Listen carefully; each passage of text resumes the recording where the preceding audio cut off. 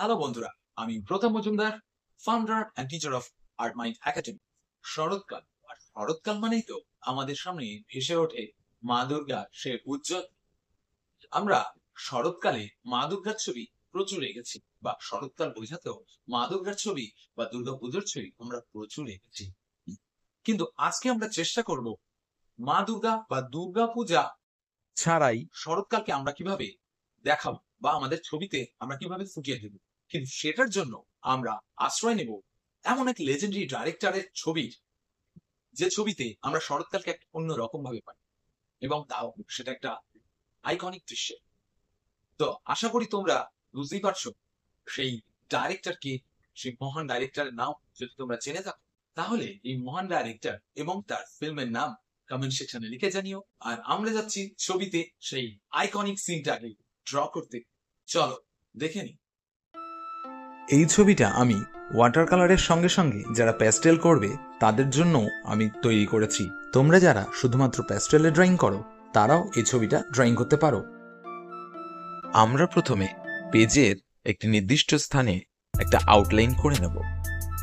তোমরা এখনো যারা আর্ট উইথ এম প্রতাপ এই ইউটিউব চ্যানেলটিকে সাবস্ক্রাইব করনি তারা সাবস্ক্রাইব করে নিও, আর লাইক কমেন্ট শেয়ারের মাধ্যমে অপরকে শেখার সুযোগ করে দিও। এখানে আমরা প্রথমে হিউম্যান ফিগারের আউটলাইন ড্র করে নিচ্ছি। এটা অবশ্যই আমাদেরকে হালকা পেন্সিলের প্রেসারে করে নিতে হবে। শুরুর দিকে ড্রয়িংগুলো বেশি প্রেসার দিয়ে না করাই ভালো।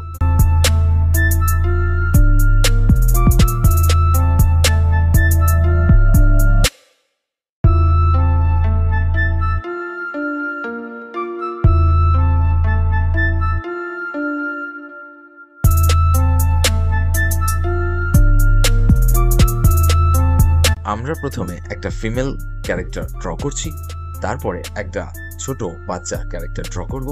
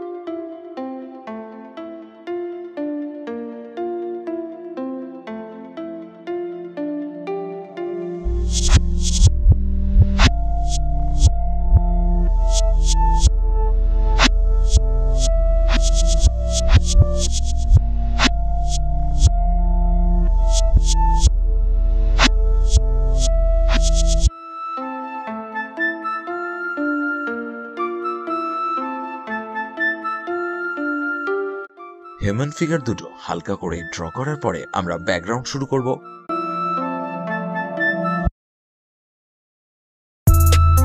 এখন এখানে কিছু কাশফুল ড্রয়িং করে দিচ্ছি।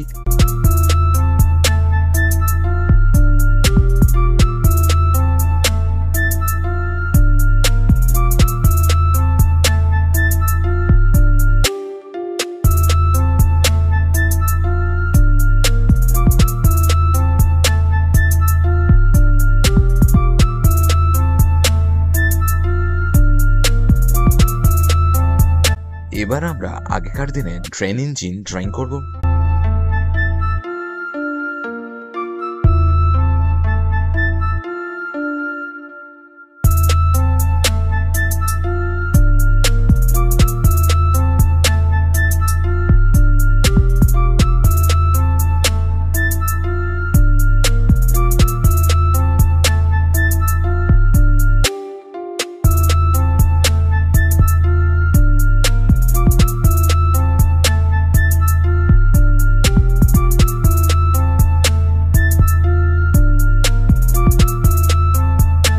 ইঞ্জিনটার পেছন দিকটা কাশফুলের ফাঁক থেকে দেখা যাবে এমন ভাবে আমাদেরকে ড্রয়িং করতে হবে।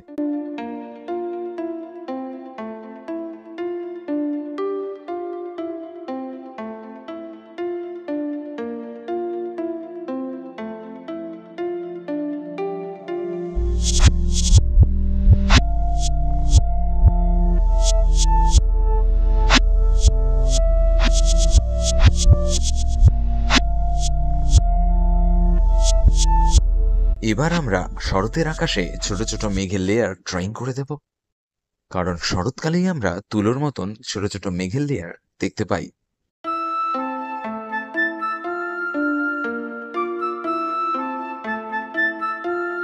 আমি কাছ থেকে দেখিয়ে দিচ্ছি একটু ডিটেল ধরে যে কাশফুলগুলো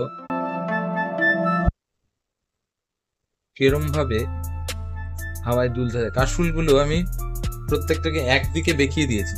এটার কারণ হচ্ছে কাশফুল হাওয়ায় যখন দোলে তখন সব একদিকে বেঁকে যায়।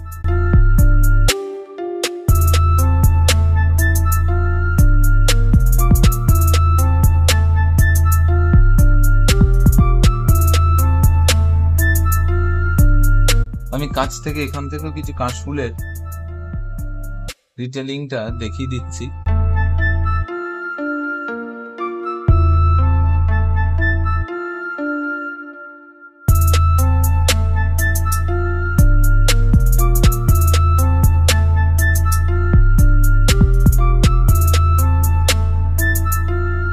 এবার আমরা মুখের ডিটেলিং শুরু করছি। চোখের ডিটেলটা দিচ্ছি।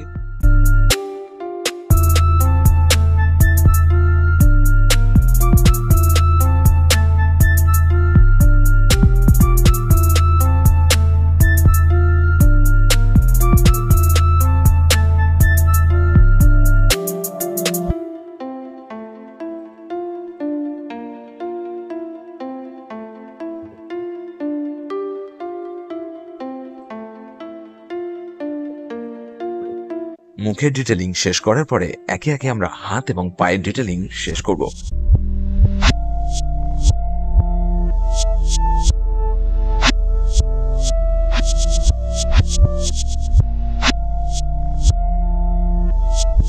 এবার ছোট ছেলেটির মুখের ডিটেলিং এর সময়। পথের পাঁচালী ছবিতে কিন্তু আমরা অপুর মাথায় একটা রাংতার মুকুট দেখেছিলাম এবং সেটা আমরা প্রপারলি ড্রয়িং করে নেব।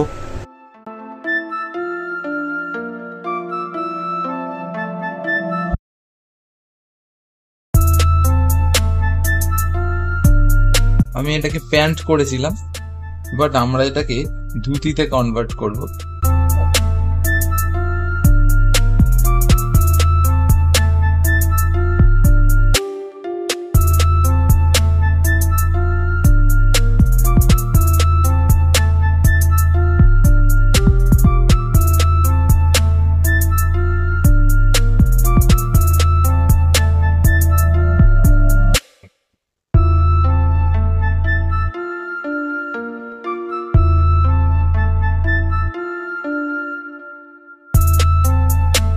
প্রথমে আমরা প্ল্যান করে নেব মেঘের কোন কোন জায়গায় শেড দেব। ঠিক সেই জায়গাগুলোতে আমরা ব্রাশ দিয়ে জল দিয়ে কিছুটা ভিজিয়ে নেব। এখানে শেড দেওয়া মানে মেঘের ভলিউম তৈরি করা, অর্থাৎ তলার দিকে একটা ওয়েট তৈরি করা, যাতে একটা আলো ছায়ার ব্যাপার তৈরি হয় মেঘের মধ্যে। এই কালারটা আমি ক্রিমসন লেক, ব্রাউন আর কোবাল্ট ব্লু মিশিয়ে করেছি। তোমরা কোবাল্ট ব্লু পরিবর্তে আল্ট্রামারিন ব্লু ব্যবহার করতে পারো। আর যারা প্যাস্টেলে করবে তোমরা গ্রে কালার দিয়ে মেঘের তলার দিকে শেড দিতে পারো, যাতে একটা 3D ভলিউম তৈরি হয়।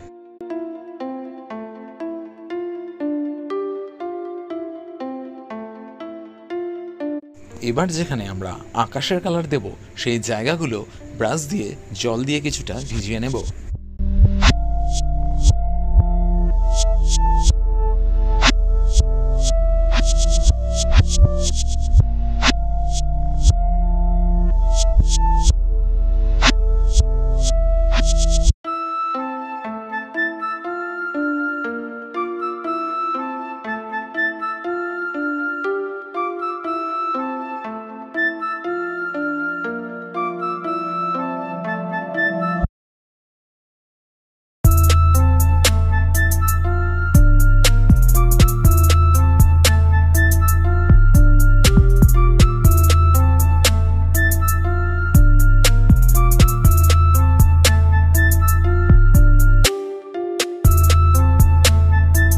ইঞ্জিনের ধোঁয়াতে রং করার আগে আমরা ব্রাশ দিয়ে জল দিয়ে সেই জায়গাটাকে একটু ভিজিয়ে নেব, যাতে সুন্দরভাবে মিশে যায় কালারটা।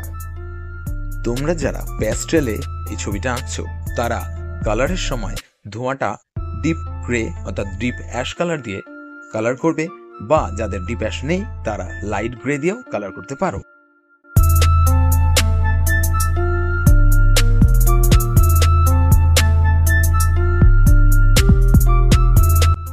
এরপর আমরা দূরের বুশগুলো করে নেব।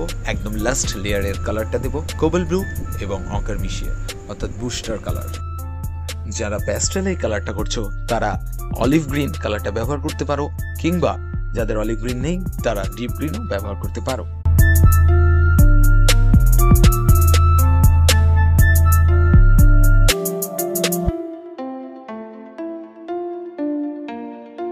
এবার আমরা মানুষের গায়ের রংটা করে ফেলবো, যেটা ব্রাউন আর অকার মিশিয়ে আমরা করেছি, অর্থাৎ বানশাইন আর অকার মিশিয়ে করেছি। যারা প্যাস্টেলে করছো তারা নর্মাল পিচ কালার অর্থাৎ স্কিন কালার যেটা দাও সেটাই দিতে পারো।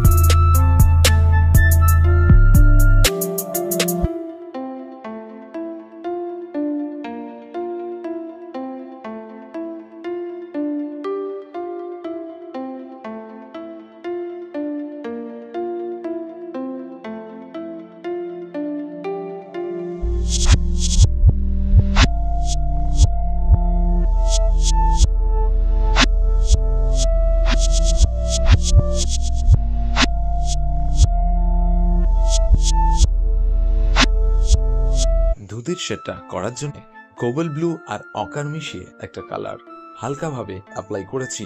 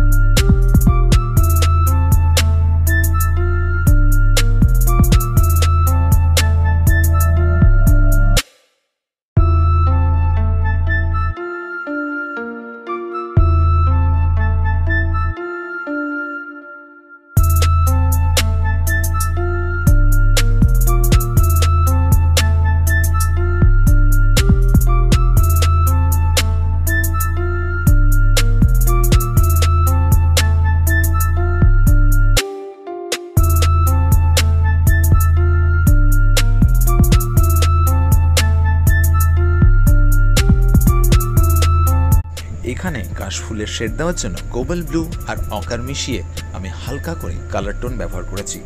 তোমরা যারা প্যাস্টেলে করছো তারা গ্রে কালার ব্যবহার করতে পারো এই শেডটার ক্ষেত্রে।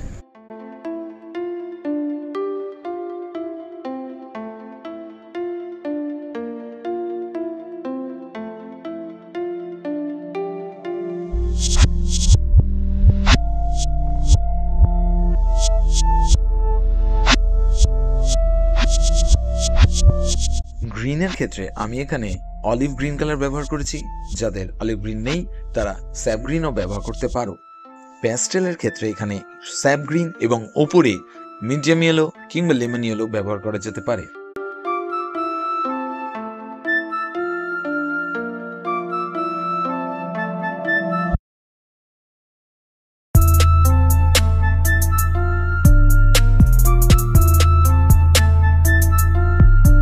এই ডিপ টোনটা তৈরি করার জন্য আমি এখানে অলিভ গ্রিনের সঙ্গে কোবাল ব্লু আর অল্প বার্চানা মিশিয়ে এই ডার্ক টোনটা তৈরি করেছি। প্যাস্টেলের ক্ষেত্রে এই ডার্ক টোনটা স্যাপ গ্রিন কিংবা পুশিয়ান ব্লু ইউজ করতে পারো। এই ল্যান্ডের কালারটা তোমরা অকার দিয়েও তৈরি করতে পারো কিংবা এর সঙ্গে একটু অল্প ইন্ডিয়ান রেড মেশাতে পারো। প্যাস্টেলের ক্ষেত্রে এখানে লাইট ব্রাউন অর্থাৎ ইয়েলো অকারের থেকে একটু ডার্ক যে কালারটি সেই কালারটি ব্যবহার করতে পারো।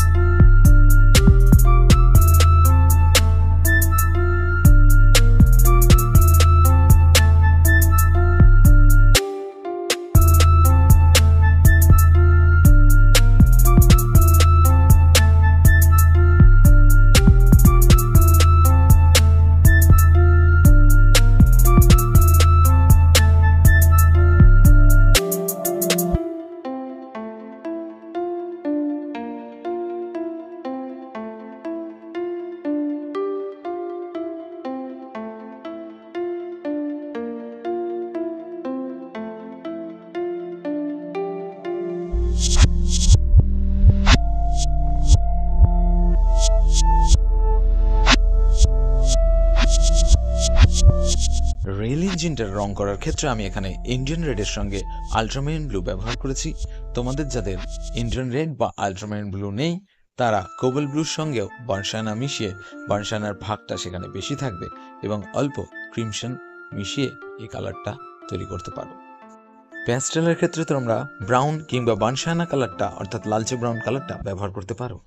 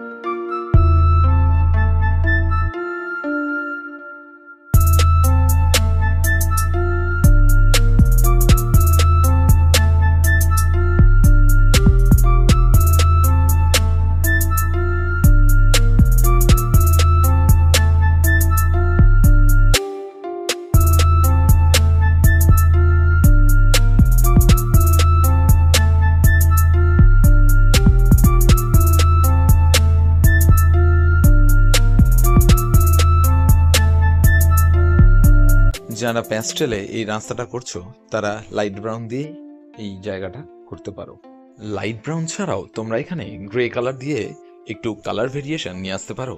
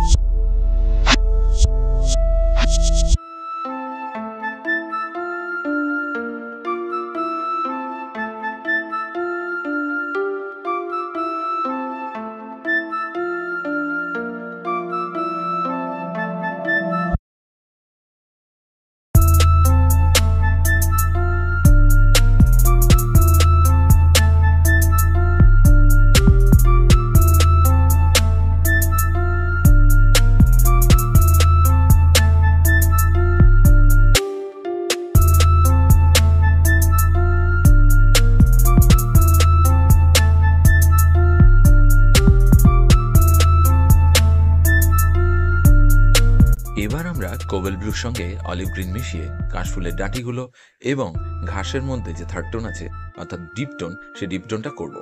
যারা প্যাস্টেল দিয়ে করছো তারা পার্সিয়ান ব্লু কিংবা স্যাপ গ্রিন দেওয়ার পরে পার্সিয়ান ব্লু দিয়ে এই ডিপ টোনটা তৈরি করতে পারো।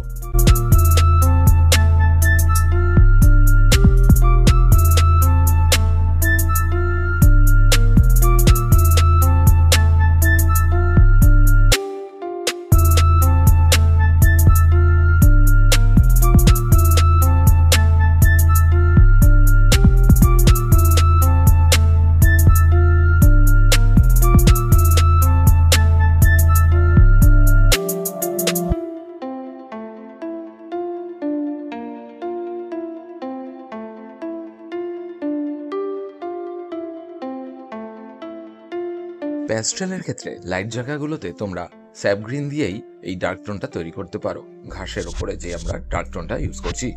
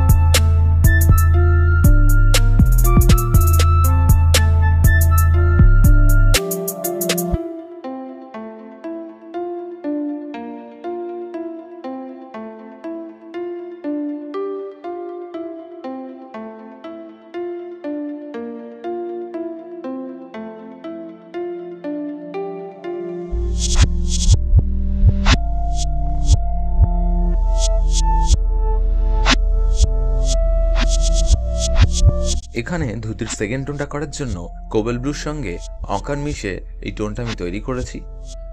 যারা প্যাস্টেলে করবে তারা সিঙ্গেল টোনেই গ্রে কালার দিয়ে এই শেডটা করতে পারো, কিন্তু সিঙ্গেল টোন সেকেন্ড টোন দেওয়ার সেখানে কোনো প্রয়োজন নেই।